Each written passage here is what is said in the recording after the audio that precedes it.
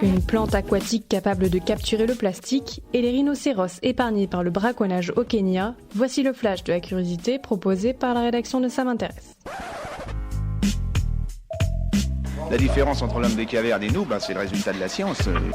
Et ce n'est pas une opinion, c'est de la science. Notre monde n'est pas si moche.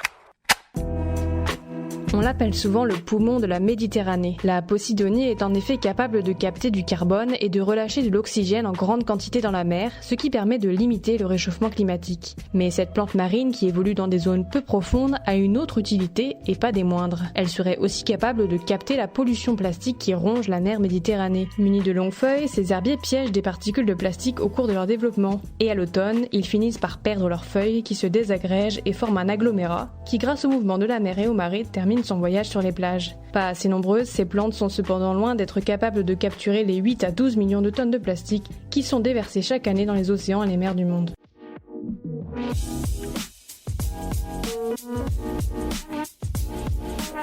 Super, j'adore. Alors écoute-moi bien, je vais essayer d'être clair avec toi. Ouais, génial.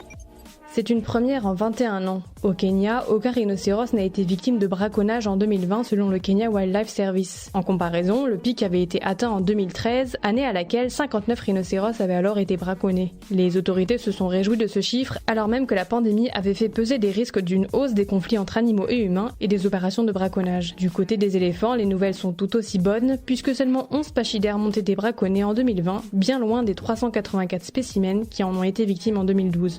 Voilà, c'est tout pour aujourd'hui, on se retrouve bientôt pour un nouveau flash. En attendant, vous pouvez retrouver tous nos épisodes sur les plateformes de podcast Spotify, Deezer et Apple Podcast.